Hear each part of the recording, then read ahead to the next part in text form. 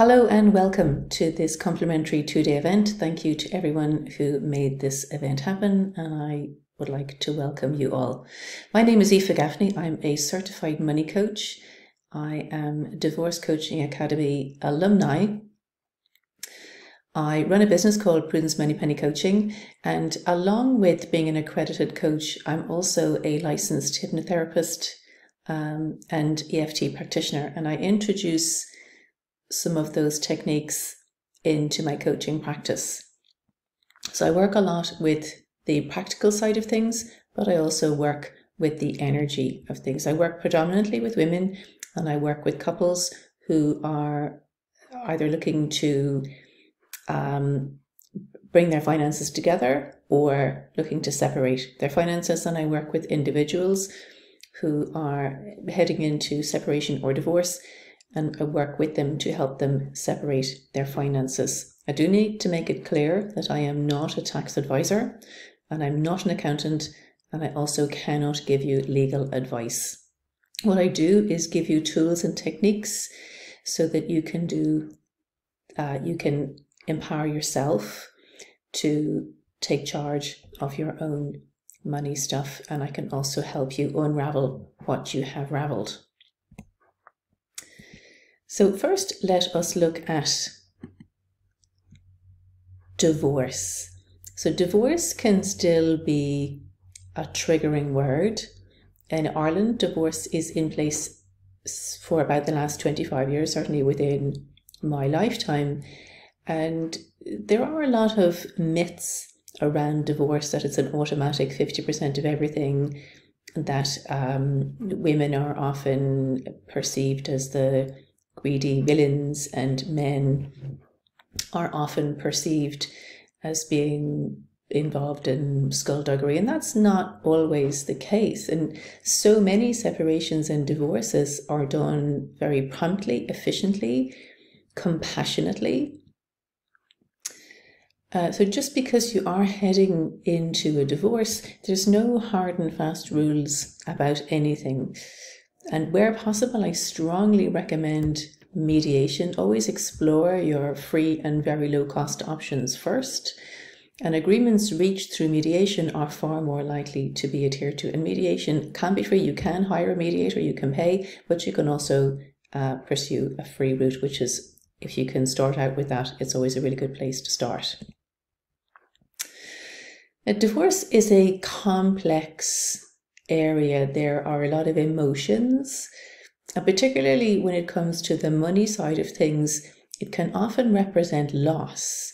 So there's a lot of emotion around loss, and people will, me included, will spend 20 minutes looking for a €5 note that I have lost, instead of focusing on how much can I earn in 20 minutes? Is there a way that I could earn that money back in less time? But it's interesting that when it comes to loss can be hugely triggering. Divorce in Ireland is up 11% in 2021.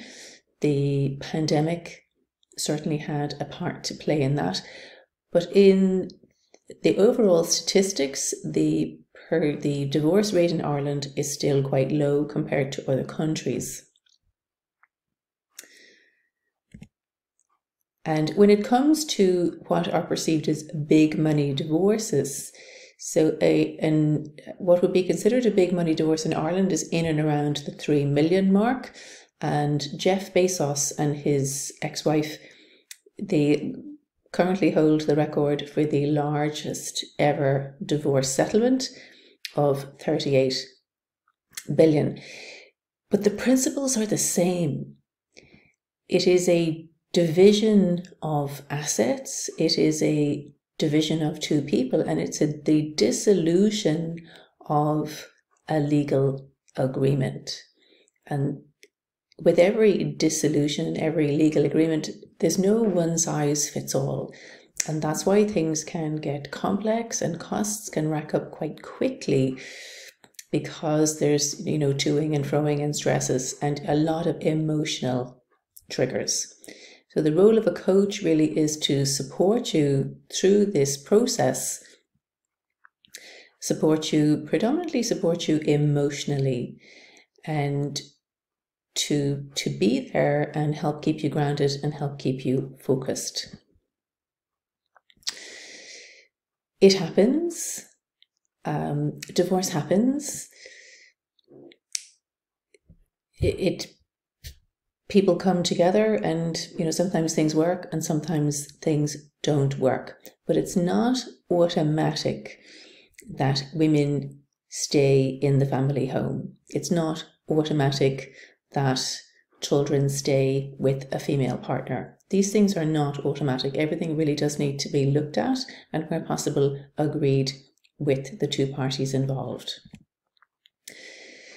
Divorce in itself is not a tragedy, it's a process. But staying in an unhappy marriage, an unhappy relationship, an unhappy anything, whether it's a job or whatever, that itself is a tragedy. I do speak from experience. I have been divorced. I have been married, and I've also been left in debt quite substantially twice as the result of breakdown of relationships. So I have learned how not to do things. And one of the ways that I found I allowed myself to be quite substantially in debt was because I automatically gave the other person all of the financial responsibility. And I didn't have visibility of our financial transactions. And it was only when we went into mediation and we each had to produce an affidavit of means and we had to produce financial documents that I realized how massively in debt we were. Now, I was very young at this stage and I had no idea how to do any of that. And divorce coaching and even divorce wasn't even around. Divorce wasn't legal, actually, at the time that I got my separations. That gives you an idea of how long ago it was. In most cases, there are three predominant pillars. There is property, maintenance, and pensions. Now, there can be lots of other things. There can be other assets. There can be inheritances, impending inheritances, workplace benefits. There can be lots of other things, but in most cases, these are the three main pillars. The property, again, in most cases, is the family home. Occasionally, there are multiple homes, or there can be complexities around the family home in that the home can have been bought by somebody previously and then the other party moved in at a later date, or one person might have contributed more. So the family home, again, it's not a straightforward 50-50 split. So everything does need to be looked at. So here are a couple of options that you could potentially explore when it comes to the family home. Zsa Zsa Gabor was apparently said that she was a marvellous housekeeper. Every time she left a man or she got a divorce, she kept his house. So that is not always the case, and it's not an automatic entitlement. When I left my husband, I actually left the family home. That was an unusual thing to do. I did that by choice.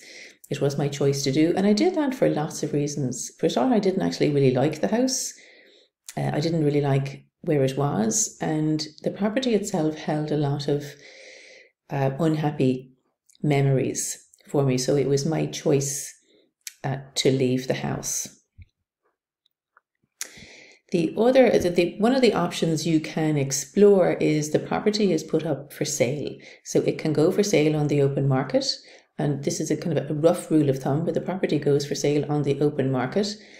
Whatever owings are owed, like a mortgage, or there might be a second mortgage on the property, are paid off.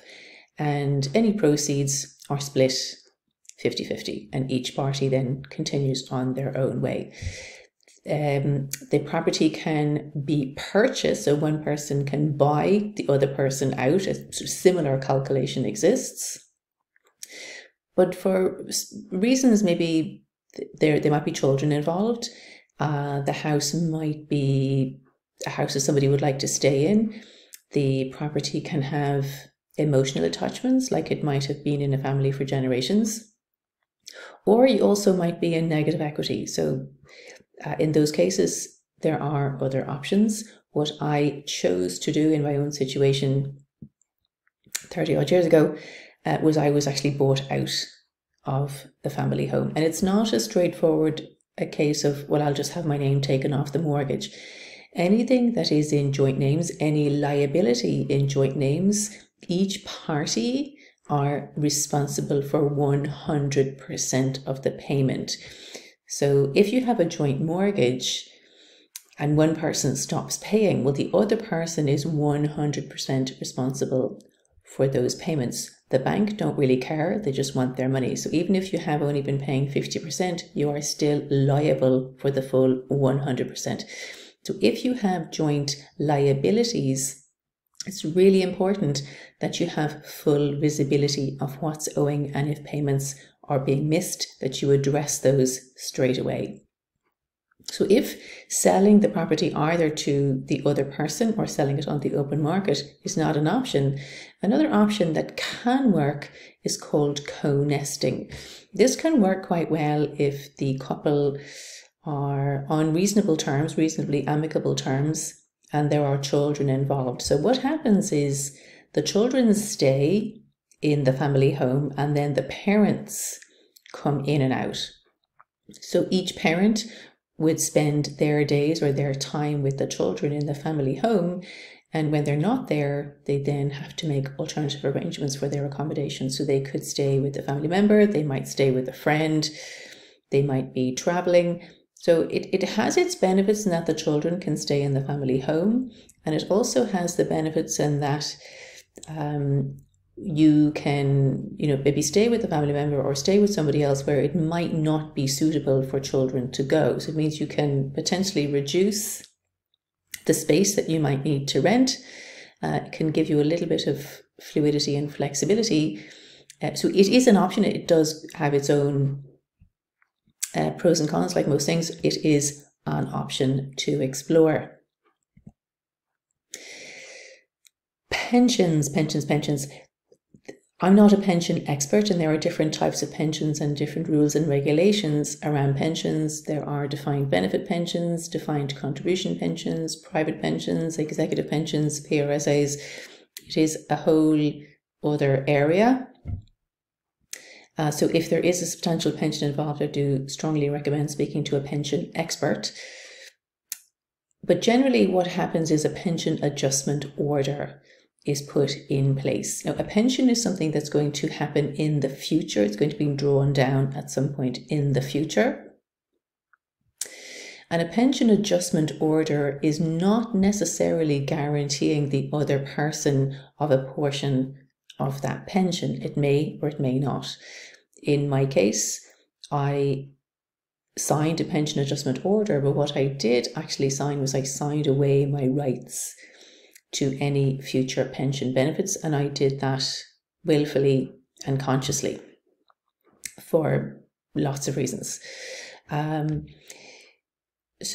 if it's a state pension, so the person has a government role, the lump sum, the tax-free lump sum at the end, and the income is generally guaranteed, and that can be looked at. If it's a private pension, that can be a little more complex because the person contributing could choose to stop the payments or maybe put the funds into something a little more risky to deliberately devalue it. They can do lots and lots of different things, but do think about a pension adjustment order, and bear in mind that a pension adjustment order does not necessarily guarantee you a payout. Other things to consider are maintenance. So there can be maintenance for children and there can be maintenance for a spouse depending on the circumstances. It is important to look at, okay, where am I at now? What do my child need? How old are the children? And bear in mind, needs can change. What usually happens is that a maintenance payment is put in place until the youngest child reaches 18, can be as old as 25, or full-time education. So you just have to hope that they don't pursue a postgraduate and then go on and do a PhD. So it is really important, especially if the children are quite young, that there is an end in sight to the maintenance payments for both parties. So let's say I am in receipt of the maintenance and I know that it's going to finish in 4 years, 5 years, I know that I have that length of time to put a plan in place to replace that income when it ceases. And again, I can only speak from my own perspective, but I chose to decline maintenance payments, again, for complex reasons. I made a decision, and a conscious decision, to decline maintenance payments. Where possible, maintenance payments really do need to be made voluntarily. If they're court ordered and you want to change something, it means you have to go to court to make those changes. So that incurs additional costs. If you're putting life cover in place, life cover is generally in place until your youngest child reaches 25. That might be too long when it comes to maintenance. So in general, it is until your youngest child gets to the age of 18 or remains in full-time education. But that is something that really does need to be looked at on a case-by-case basis. Maintenance payments, so the person making the payments, those payments are tax deductible, and the person receiving the income is income, and that income does need to be declared, and that income is liable to income tax. So these are things that are important to bear in mind. So here are a couple of to-dos and to-don'ts. Keep records. So keep records of everything. Know your numbers upside down and inside out. If you have joint assets, joint liabilities, joint anything, joint telephone bills, joint utility bills, make sure you have full visibility of everything. If your name is on a liability, whether it's the phone bill, the gas bill, the mortgage, the car loan, whatever it is, you are 100% liable for 100% of that bill, even if you're only paying half of it, if that makes sense. If once you've made the decision that you are going to separate, then start separating your finances and use free banking. There is absolutely no need to incur any type of bank charges. I'm not a huge fan of joint accounts, even if a relationship is strong and going well. I am not an enormous fan of joint accounts. So I just think they can become quite complicated. So I do recommend separate finances, even when a relationship is quite strong. People will fib. They will. It's human nature. They will. You cannot change it. The only thing you can change is yourself. Be truthful. Be ethical.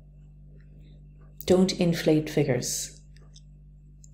When you can stand over your figures, they're less likely to be challenged in court. And bear in mind, making a false statement in a court is a criminal offence. So you keep yourself right. If the other person wants to engage in all sorts of skullduggery, then leave them at it. You cannot change them. The only person you can keep right is yourself. There's a couple of ways that money can begin to vanish, and it is something to be mindful of. So money can get hidden in cryptocurrency. But remember, everything leaves a trail. Even cryptocurrency leaves a trail. So there is a digital trail, and that trail can be tracked. So if you really do feel that there are substantial assets and they are being hidden from you, you could potentially explore the use of a forensic accountant. But where possible, always start with the very simple stuff, start with the free stuff, and start with the very basic things. There's a couple of other ways that potentially might trigger some red flags for you. So if bank statements and bills and things have been coming through the letterboxes in physical post and then suddenly they stop, that might trigger some alarm bells for you that the other party has switched over to online banking. Now, there is nothing wrong with doing that, but if it was something that you previously had visibility of and your name was on, it is important that you retain full visibility of any joint assets and any joint liabilities. There's a couple of other ways that money can begin to disappear. The other is paying by debit card and getting cash back. So let's say I go into a shop and I buy something for €80 and I say, can I have €20 cash back? So €100 will appear on the statement and 20 of that went into cash that then can be moved away into an envelope, put somewhere else. So they are simply points to ponder, and anything that might potentially raise some red flags for you. Other things that I'd strongly recommend that you do: make a new will. If you haven't made a will at all, now is a good time to make one.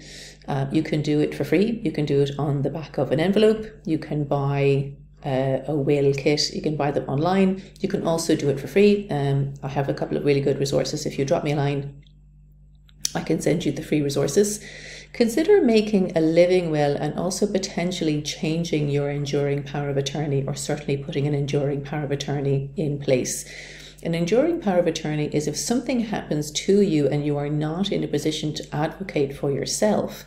So maybe you are unwell, not in a position to speak, or not in a position to communicate, that somebody else can advocate and do the heavy lifting. Now, an enduring power of attorney, it's a legal document. It will incur legal costs, but there are quite cost-effective ways of doing that. So if your partner or your legal spouse, they generally have that right, and if you don't really want them to have that right, do consider making a living will and putting a legal enduring power of attorney in place and giving that power of attorney to somebody that you trust and trust implicitly. If there are children involved, consider a letter of wishes. A letter of wishes is simply that. It is a letter written by you in your hand, signed and witnessed. Doesn't cost anything. And it's saying, in the event of my death, or in the event of, these are the things that I would like to happen. If any of the children have disabilities or additional needs, this is really very important. And especially if it's a child with additional or complex needs, you might like to write a manual. Their medication is this. If they get upset, this is what needs to happen. And these things, they are very important. They don't have, the letter of wishes has no legal standing. However, it'll give you some reassurance, and it will, if you do go to court, it will give the judge an indication of your intent at the time of the letter. Another point to bear in mind is that prenuptial agreements have no legal standing in the Irish courts at the moment. However, because divorce is on the increase, I'm starting to see a trend of couples remarrying, and they're coming into a relationship with more assets. When I got married first, I had what I was standing up in. That was it. And neither of us had anything coming into the relationship. So there wasn't a whole heap to split. But if you're coming into a relationship and you have assets from built up over time, or perhaps you have an inheritance, you might consider simply putting a letter of wishes in place. And again, if it does go to court, and certainly hope that it won't, it will give the judge an indication of your intention at the time. But bear in mind, it does not have any legal standing. I'd highly recommend that you consider mediation. Mediation can be free. You can also hire a mediator, but where possible, don't pay for something if you don't have to. And agreements reached through mediation are far more likely to stay in force, because a lot of the emotional triggers have been removed, and it's not somebody imposing their will upon you. It's not a judge making a ruling. You reach this agreement with the assistance of a third party. Review all of your joint insurances, and there can be a couple of sneaky things that you actually might forget about. So you might have joint travel insurance, or even joint gadget insurance, or even the other person can be named on your car insurance. So these are small things that you might forget to think about reviewing. If you have a joint mortgage, it is likely that you have a joint life cover or joint mortgage protection policy. Remember, that policy has to remain in force for as long as the mortgage is in force. And it's not as simple as just taking one person's name off and the other person picks up the pieces. So when it comes to things like life cover, it's a little more complex, but for house insurance, car insurance, gadget insurance, those things are a little more straightforward, simply to cancel the policy and take out a new one in your own name. A couple of other things to bear in mind. These are simply points to ponder. Now, this is a picture of an echo dot, and this is more for situations where your circumstances are a little bit stressful. Maybe you are contemplating separation or divorce and you haven't said those words out loud yet. Be mindful of the conversations. If those conversations are sensitive and confidential, be mindful of not having those conversations in your house if there is something like an Alexa, an Echo Dot, or a Google Home. So what I suggest is, if the conversations are particularly sensitive, buy yourself an unsmartphone. I'm sure there's a technical term for them. Have the conversations on that device. And if you do need to be doing Googling and online research, pop up the road to your local library, use another terminal without logging in. So I'm not trying to make you paranoid. These are simply points to ponder and points to bear in mind. When you know your numbers upside down and inside out, backwards and forwards, it makes putting together the statement of welfare means and affidavits and financial documents so much easier. 30 years ago, when I was trying to put together an affidavit of welfare means, I didn't even know what those words meant. I had no clue. It was me, the back of an envelope, a pencil, a ruler, and a calculator, and I had absolutely no idea what I was doing.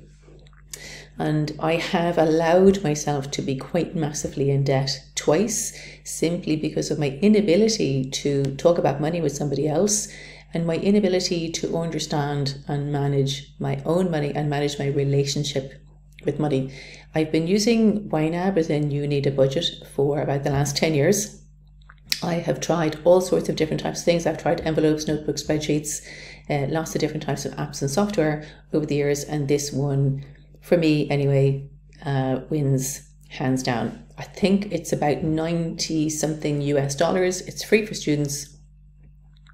They have family plans and you can keep things quite separate. So you can actually have multiple budgets under the one license, and there is no visibility of other people's money stuff. So it's a piece of software that I highly, highly, highly recommend. There is a 34-day free trial. Do watch the videos first, just to make sure that you do get the most from your trial. A couple of other things that I recommend doing: prioritizing paying off debt. Remember, if you have a joint liability, you are 100% responsible for 100% of that loan, even if you're only paying 50%, 20%, or whatever. So it's very important to maintain visibility of all of those things. Protecting your credit is very important. I had very poor credit for about 5 years because of the difficulties I had with a mortgage, and I was left with credit card debt from somebody else. Know your own credit record. It's free. In Ireland, we have a credit record. In England and the US, they have a credit score. So we have a slightly different system here. It's free. So if you find out your credit record now, today, and then at the end of the process, check it again and just make sure that it is still correct. Get annual reviews written into your maintenance agreements or whatever agreements, because inflation at the moment is running at about 7%. So you might find that your maintenance payment is €50 a week, which is fine. And then next year, that €50 a week doesn't go nearly as far as it was supposed to go, or your circumstances change, or your children's needs have changed, or your children have additional needs. There's a case in the papers at the moment. It's a case of a repossession. And the circumstances are complex because the female partner didn't have visibility of the enormous debt that was being accrued, and also the needs of her children are very high because one of her children is now a professional athlete, and so the costs are higher than usual because the child is having professional coaching to pursue this athletics career. So there's no hard and fast rule, like if a child is this age, then the maintenance is this much, and when they get to 12, then it goes up this much. So every circumstance is different, and every child and every families' needs are different. And particularly if a child has additional needs or complex needs, they also need to be taken into account. Some of the really basic golden rules, and these apply to anybody. These are basic golden rules of money management. Save regularly. Spend frugally or prudently, and use what I call leverage spending. So if you're going to spend money, you want to make sure that you are getting the absolute maximum in return for that transaction. So if I buy something, I use a credit card. It's cleared every single month, but my credit card gives me reward points, it gives me free insurance, it gives me cash back, and then I generally shop in shops that have loyalty cards. So for that one transaction, I get lots and lots of other extra benefits. Invest wisely, and I don't necessarily mean financially, but invest in yourself. If you are going through a separation and divorce, make time for you. Self-care is vital. That could be going for a walk, having coffee, meeting a friend, doing something for you, exclusively for you, that removes yourself from the stresses and the heightened emotions that can be going on.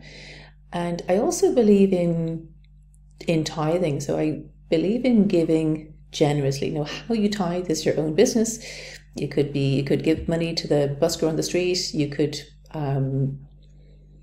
do somebody a favor. It's really just about paying it forward. So however way you do it, it's actually makes you feel really good about yourself when you pay it forward. So it could be when you're doing your groceries, you buy a few extra tins of something and put them into a food bank. However way you do it is your own business, but it really does make you feel better about yourself, and it can have a very positive impact on your mental health. There is a huge difference between giving up and knowing when you have had enough. Giving up is quitting, defeatist, the victim mindset. Knowing when you've had enough is very empowering. And there is a difference. And I said at the beginning, when I separated from my then husband and subsequently divorced many years later, I had enough. And so it was my decision and my conscious choice to walk away. And I walked away from quite a lot. And instead of focusing on the loss, I decided to give myself a real kick in the ankles and figure out a way to make a living in more alternative fashions. So I was a single parent with a young-ish child with additional needs, and I came up with very creative ways of earning a living, so it is very possible. And a book, actually for me, that was absolutely life-changing was a book called Making a Living Without a Job by Barbara Winter. If you drop me a line, actually I will send you a recommended reading list. Some useful resources. Citizens' Advice are free. They can't give you legal advice, but they can give you some direction. And most citizens' advice bureaus will have a free legal aid section. While they won't necessarily represent you, they can at least tell you where you stand, what your rights are, and what route you might decide to pursue. So they might say, okay, for this situation, you need a tax lawyer, or for this, you need somebody who specializes in property, or for this, you need somebody who specializes in family law. So that can save you hundreds.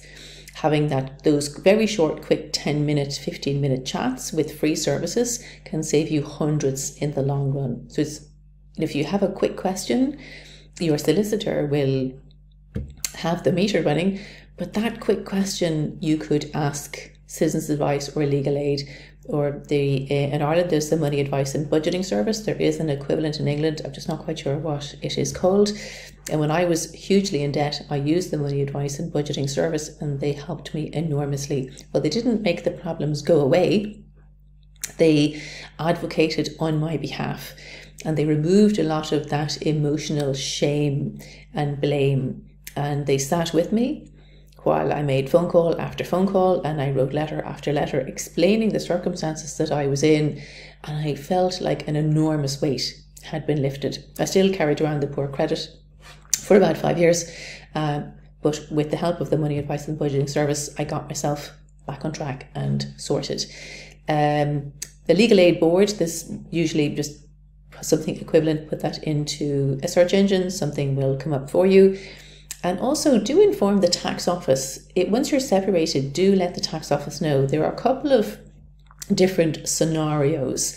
So you can be married, living apart, separately assessed, married, living apart, jointly assessed, separated, living together, jointly assessed. So there's lots of different scenarios. The best people to give you free advice are the tax office. All you need is your PPS number or your social security number.